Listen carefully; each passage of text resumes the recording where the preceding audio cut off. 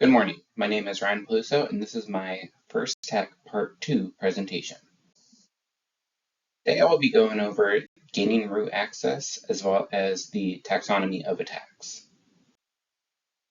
First, I set up the environment by locating the proper IP address, then downloading Metasploit and locating the version of Samba that it was using.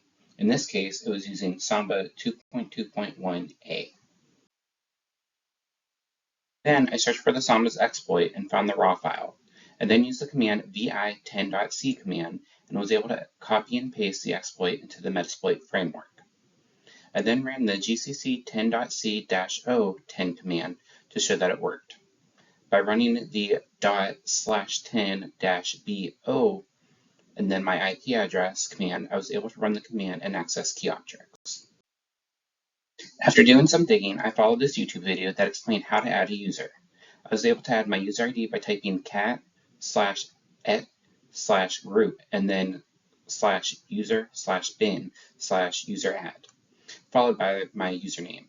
To assign the password, I typed in password, my username, and then it allowed me to set it from there.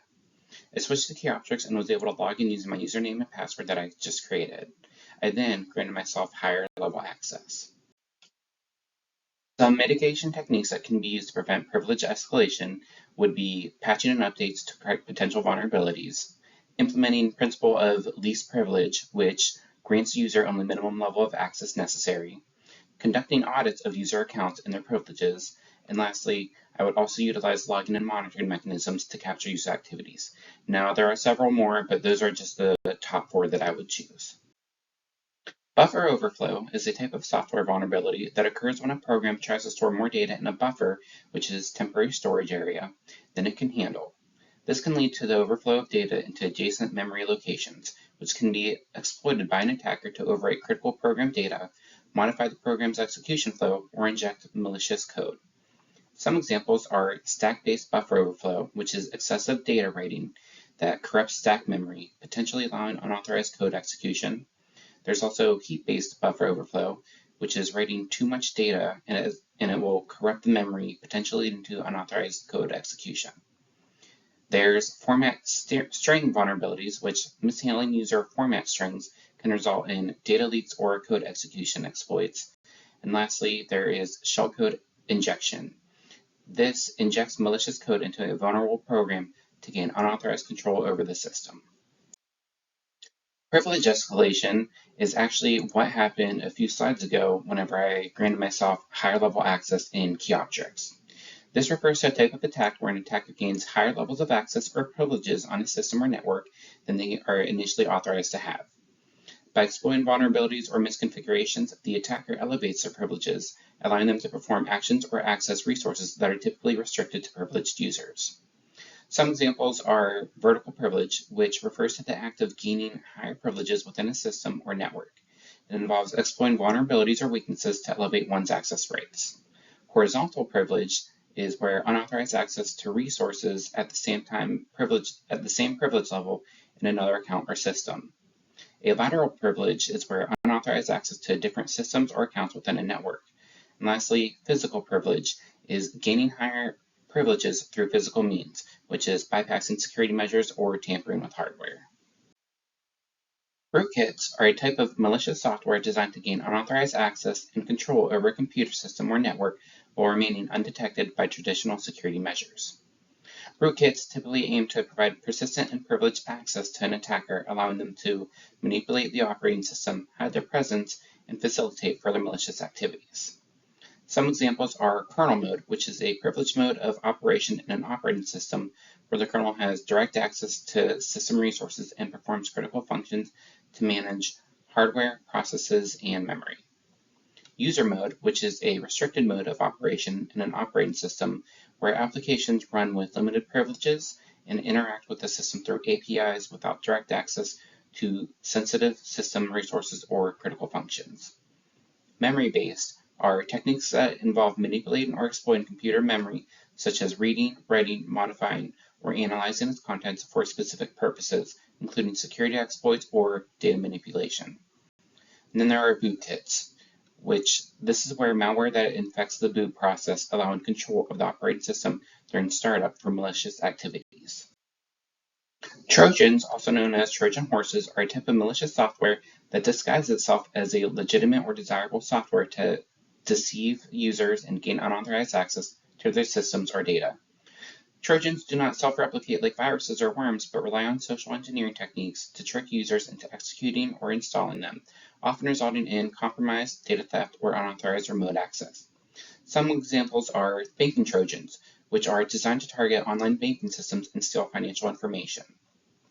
Backdoor Trojans, where malicious programs that create a hidden entry point or backdoor into a compromised system, allowing unauthorized access and control by cybercriminals. There are downloader Trojans, which act as a gateway for other malware to enter the compromised system. And then there are also fake antivirus Trojans, and they will trick users into believing their system is infected with viruses or malware, prompting them to purchase fake or ineffective antivirus solutions, potentially leading to financial loss and system compromise.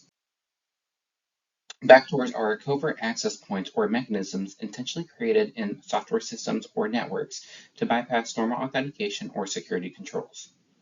These hidden entry points provide unauthorized individuals or attackers with secret access to a compromised system, allowing them to gain remote or privileged access without detection. Backdoors can be created by both legitimate developers for administrative purposes and malicious actors for illicit activities. Some examples are the developer intended. This is intentional backdoors by legitimate developers. There's also malware implanted, which are backdoors inserted by malicious actors. There are physical backdoors, which are covert access points via physical means, and then the network backdoors, which are covert access points in network infrastructure or software. Viruses are malicious programs or code that self-replicate by infecting other files or systems. Like their biological namesake, computer viruses propagate and spread by attaching themselves to host files or software, often without the knowledge or consent of the user.